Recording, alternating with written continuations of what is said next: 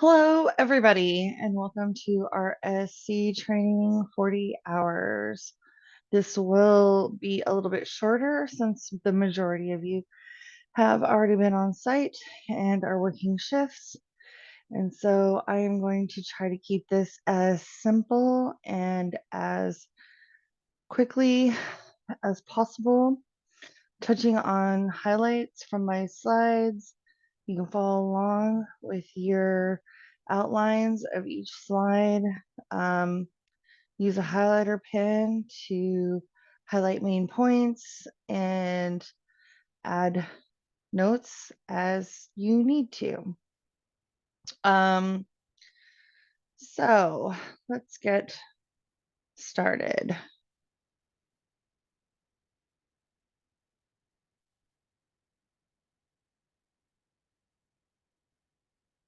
All right, just a minute. Okay, rules of the DSP, self-care,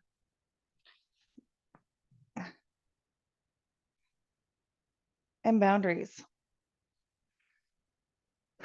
So how do we build relationship? We build relationship with our coworkers, our friends, the people we work with by sharing information about ourselves. We build rapport through work experience, family traditions, places you've lived, and hobbies, plus various other characteristics and traits that we like to share with people. And sometimes we don't share with people. And that is our choice. One thing I want to make sure to emphasize is that anytime you know something about someone else and their knowledge or values, um, sexual orientation, age group, ethnic group, race, please let the person who has that characteristic share that information with other people. It is not okay to share other people's information without their permission. Just like with the people we serve, we want to respect the people that we work with. And we demonstrate this by being competent in our knowledge and values of culture. And so, one of the skills is to not share when it does not have something to do with you. There is a 5-minute video about what is cultural competence on YouTube. And if you type in what is cultural competence, it should come up. It has a few young people in it. I would like to show it to you on here, but it's really difficult to do. Zoom does not like to show other videos on Zoom. So I will get you the URL to that site so you can get it easily. Gender, holidays, beliefs, sexual orientation, race, traditions. These are all things that we might share with people to get to know them and to build rapport. Um, you know, it just really depends. Some people do not want to share those things, and that's okay. We all have power and choice. What's the difference between personal and professional behavior? Think about behavior that you have when you're with your friends. Would you display this behavior with the people that you work with in their homes who are not your friends? Um, sometimes we want to share things. We need to make sure that when we are at work, we are at work. We are doing work things. If someone calls us on the phone and they want to have a conversation with us, make sure it's a time that you can have that conversation. If it's not, you need to let them know that you will talk to them later. But step outside when you're having this conversation. Please don't conversate with people on the phone within earshot of the person that you're serving. It's always best to excuse yourself. Let them know that you need a moment of their time to step out and then come back and support them. I would hope that everybody would expect, the people that they work with would do the same thing. And if not, remind them, gentle reminders. Hey, don't forget to step out. We don't want so and so to hear your conversation. Um, and then step out. Um, what are some personality traits, characteristics you bring to a professional environment? It really just depends. There's a lot of different kinds of humor, which is great. So we have to be careful with humor and make sure that we're not having the person we're working with be the center of that humor. We always want it to be more open, and, not using derogatory language or saying things that are sexual. These are very inappropriate. Um, but, you can laugh and you can have a good time. I used to work with a client who would have a difficult time getting up in the morning. And one of the things I would do to help motivate him is we would play music and we would sing and we would tell jokes and dance around the room. And he loved it. Um, and so, everybody has a different way. That might not be their way, but what will motivate people uh, to get up and get going and to do things that they may not necessarily want to do, but sometimes we just have to do it. Orientation game. Okay, in your toolkit on page 3 is some questions about, what to do in certain circumstances. Answer them to the best of your ability, and then be prepared to discuss them during our in-person meeting or check-in. Um, they're pretty self-explanatory, but, some can be a little bit confusing. Make sure you have questions for me when we do the check-in. So, all right, moving on. Your role.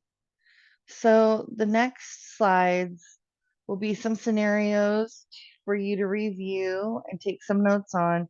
You might handle the situation, how you might handle the situation, and be ready to discuss it during check-in. Each scenario has happened before. That's why it's in this book, is because a DSP did this, and so they thought it was important to put it in the curriculum to help people understand, like, this is maybe not something that we should be doing.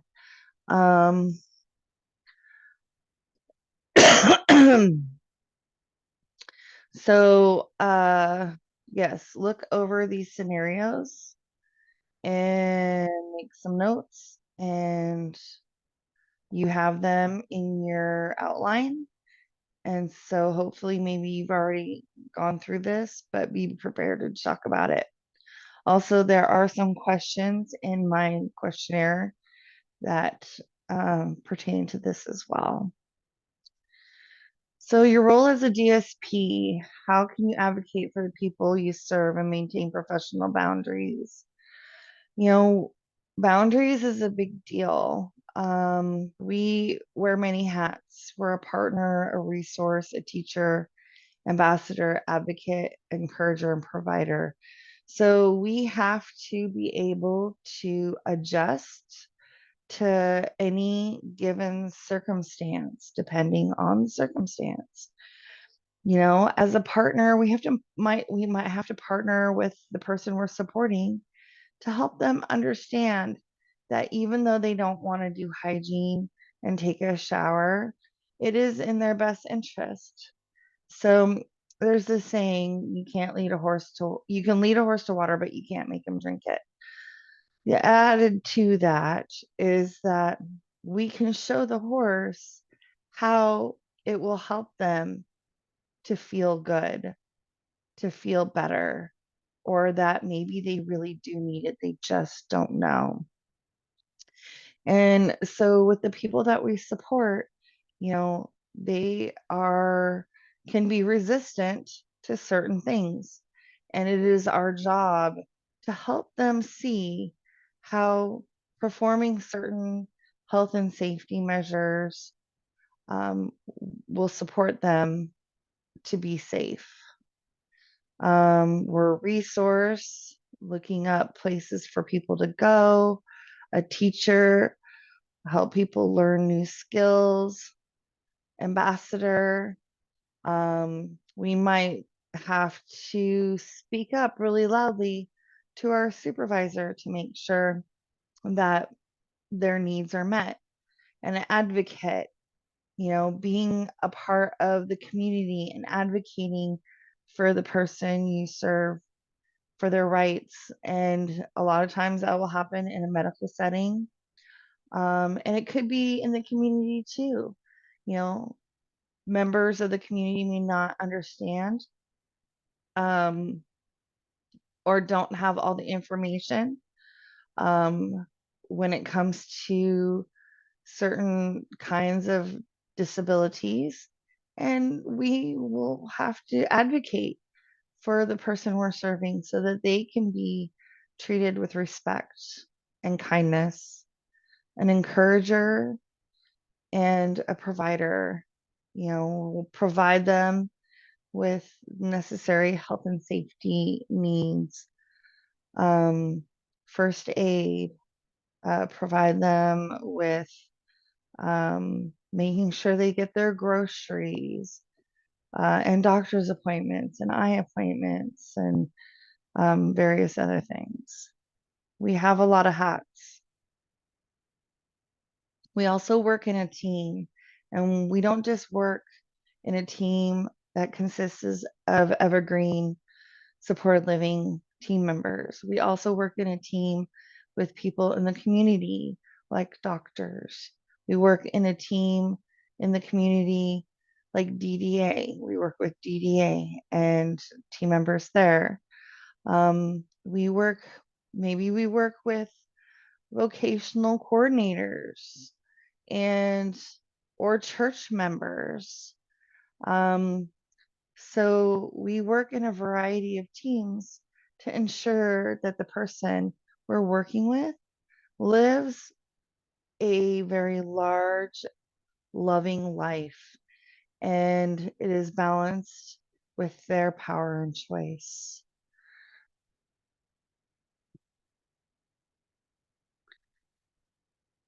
I know a lot of you already work with people on site and know the people you support, their morning routines.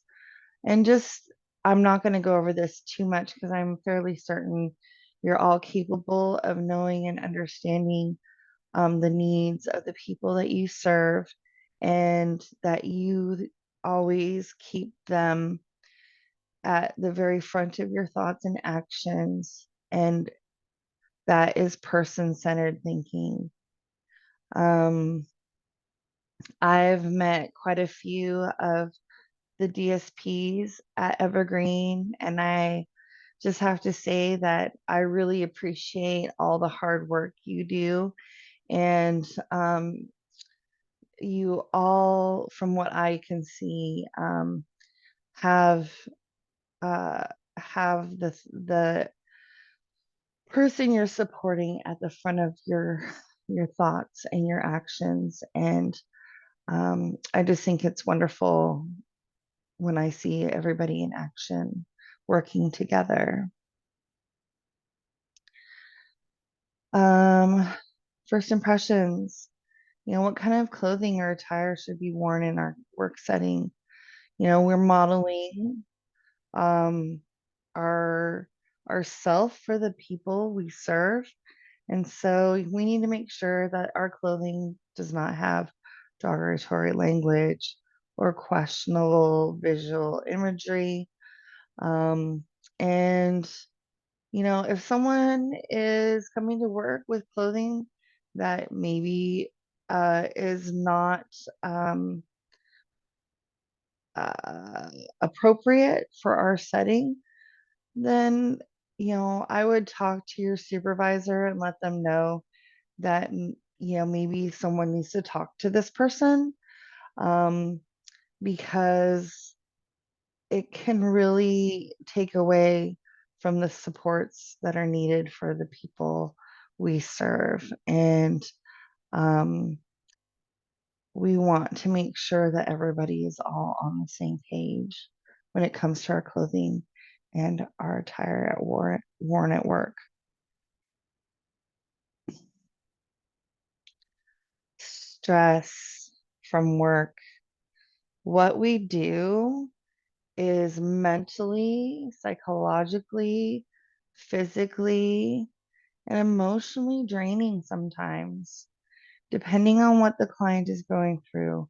When the people we serve suffer illnesses or injuries or are just having a hard day, it can make for a very long day for ourselves.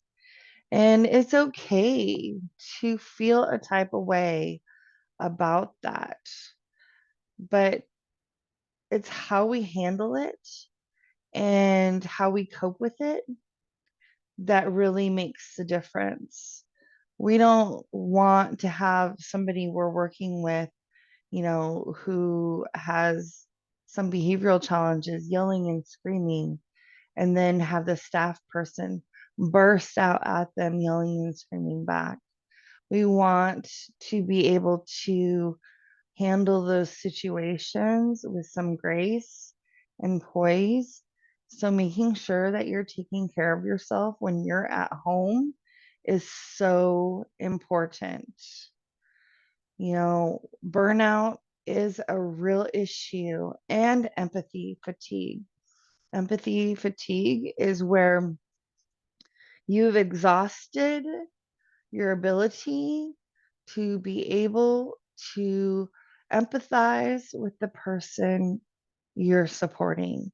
You are no longer able to validate their feelings, their emotions, and keep that in consideration when working with them. And burnout is similar to empathy fatigue, but I think burnout is on a much deeper level where you're also physically incapable of providing support because you are so exhausted from the constant one-on-one support. And we do that often, especially if we're not taking care of ourselves.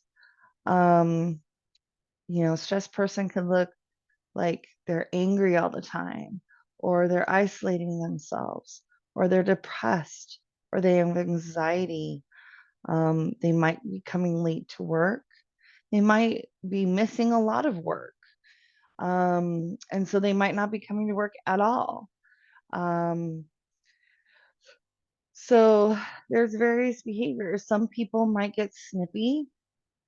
Other people um, might not listen. All of a sudden you're noticing that if you're giving a staff person direction, or if you're trying to communicate with somebody what's going on with the client and they just look like a deer in the headlights, there might be something going on there. How can you help someone who appears stressed? Well, people who appear stressed need someone to talk to. Um, Sometimes letting people vent is okay. We don't want it to be a habit because that way it'll become kind of this expectation. And now you're taking on all their stress. I would refer them to their their supervisor, or to Nicole in the office, and see if we can help them get with some coping skills or give them time off. They just might need a day or two to defrag, do something or nothing at all, and then they can come back feeling refreshed. If you go to your toolkit to the Bank of Life on page 6, write down the top areas of importance in your life right now. And what do you want in your life this minute? Knowing what is important to us right now can help in our role as a DSP. When we know what's important to us, we're getting those needs met, which means in turn, we can help the people we support also get their needs met. And that's exactly what we're supposed to be doing every day. So if you have someone who is on their ISP goals, is they're going to go out in the community one time a week, you have the ability to support that person, to set up a bus schedule, to take a walk with them down to the bus stop, get on the bus, go someplace, come back on the bus, and come home. It doesn't sound like a lot, but that's a lot of energy to exert. So if you're taking care of yourself, then you can help people also do the same thing for themselves. Evergreen also has an employee assistance program. It's the EAP, and provides services to staff, help get you resources for various life challenges. If you get a hold of Nicole in HR, she can give you more information about that. I highly recommend it. It is paid for by Evergreen, and it is so useful, especially if you're just going through it and you need someone to talk to. There's a short amount of time you can do some very minimalist counseling sessions, and then they can get you hooked up with a long-term provider. So now we're going to create an action plan to meet your needs. Make a few personal goals you would like to accomplish in your life.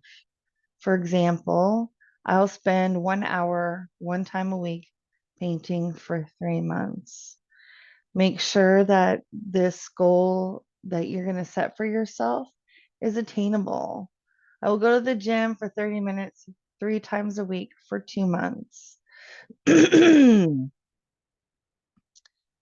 So these are some examples of some goals that are SMART. So specific, keep it short and to the point. It's measurable. You can use days, weeks, months, pounds, heights, inches, percentages. Is it achievable or doable, actionable? Do you have all the tools to achieve the goal, and how likely will it be achieved written this way? Is it relevant and reasonable? Does the goal match the intention and desired outcome? So if your goal is to lose weight, how are you going to do that? A goal that says you want to lose weight, there's a couple other goals that you can tie into that. So, yeah, and steps. So maybe the first step of the I want to lose weight goal is a short-term goal, which is I am going to eat a well-rounded, balanced meal 4 times a week. That includes a vegetable, a fourth cup of a vegetable, a fourth cup of a carbohydrate, 3 ounces of meat, and like a cup of fruit. Okay. However you do it, you want to make sure that whatever you do also has a measure so you know exactly what you're doing, not just I'll eat a well-rounded meal 3 times a week. Yeah, well, around well-rounded meal to you and a well-rounded meal to the health authority or DSHS are two totally different things. Um, Time sensitive. Does it have a beginning and an end? I'm going to finish this in 2 months. I'm going to start it today, and I'm going to try and I'm going to do this for 3 months. So my end date will be in March, the end of March. The goal is living and breathing, and it changes as you change. The secret to change is to focus all your energy not on fighting the old, but on building the new. So, grief. Grief, it feels like our world is falling apart. What are some common types of grief and loss people experience? Well, there's divorce, there's death. Our children move out, so empty nesting. Um, an injury to a leg or a knee or an ankle, losing your eyesight. These are all things that can cause grief because it is a loss to for us. Common symptoms can be depression, isolation, anxiety, um, irritation, anger, frustration. And what are some beneficial ways and resources to work through feelings of grief and loss? If you turn to your toolkit on page 7, you can circle ways that work for you in the resource list. Then finally, it's not special needs. And this video is an excellent video. I love this video. I encourage you to watch it, and I hope it makes you laugh. Uh, and that's it for chapter 1. If you have any questions, please bring them to our check-in session, and we'll probably review the learning objectives at that time and complete the assessment for this chapter. I hope you guys have a wonderful day, and I will see you in chapter 2. Thanks.